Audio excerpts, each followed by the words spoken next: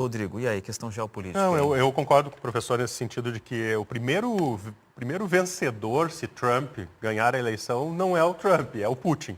Porque acho que a guerra termina assim que Trump assume e quem perde é a Ucrânia e a Rússia assume pelo menos aqueles territórios onde já há consolidação por parte das tropas russas. Mas queria trazer também a questão do Oriente Médio.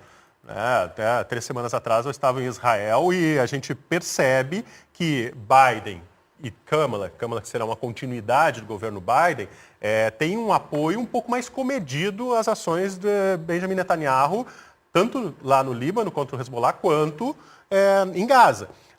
Um apoio comedido, né, com críticas. Agora, se Trump vencer, é um sinal verde para Israel continuar com as suas ações de forma mais drástica contra o Hezbollah, contra o Hamas e, quem sabe, contra o Irã. Então, acho que tem esse ponto, assim, acho que viveremos num mundo mais belicoso, mais perigoso. Haverá pressões maiores contra Nicolás Maduro na Venezuela, aqui no nosso quintal, e com relação à China também, uma pressão sobre os aliados para que para que estendam as suas rejeições a empresas chinesas, como já aconteceu com a Huawei aqui no Brasil. E também concordo, a possibilidade do Trump, de vitória dele, concordo com o que o professor fala, leva à ideia de que os europeus cuidem da sua própria segurança. Ou seja, essa aí da OTAN. Não falamos ainda no ponto que é meio ambiente, né? Como o Trump já disse que vai sair do Acordo de Paris, como já fez no seu mandato. Então, embora eu acho que Trump vence, e por uma margem pequena, uma aposta, acho que o mundo é mais perigoso com Trump.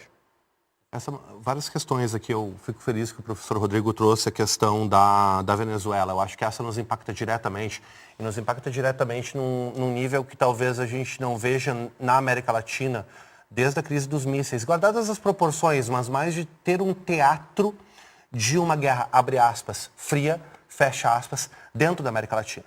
Então essa situação na Venezuela, ela é crítica nesse sentido, né? Porque ela pode se tornar um teatro de um conflito de interesses entre Rússia, China e Estados Unidos dentro da Venezuela. O conflito já está posto para todos os efeitos, mas, querendo ou não, o Biden tem gestado esse conflito de uma tal forma que ainda está colocando panos quentes.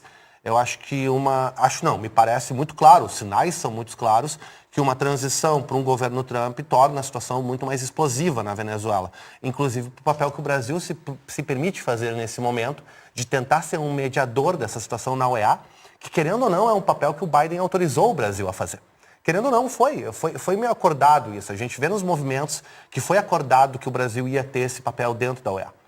E esse papel não vai existir mais para o Brasil com uma eleição do Trump, isso é dado, né? A outra questão que eu acho que vale a pena colocar, ainda falando de Oriente Médio, e que afeta a Europa diretamente, é o que a gente chamaria nas relações internacionais de paradigma de alianças.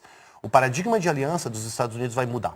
A gente já viu isso no primeiro governo Trump, que é deixar de ver o Oriente Médio como um mero parceiro, especialmente os países do Golfo, né? Deixar de ver a Arábia Saudita, deixar de ver os Emirados Árabes e deixar de ver o Catar como meros parceiros comerciais, né? Mas vê-los sim como aliados.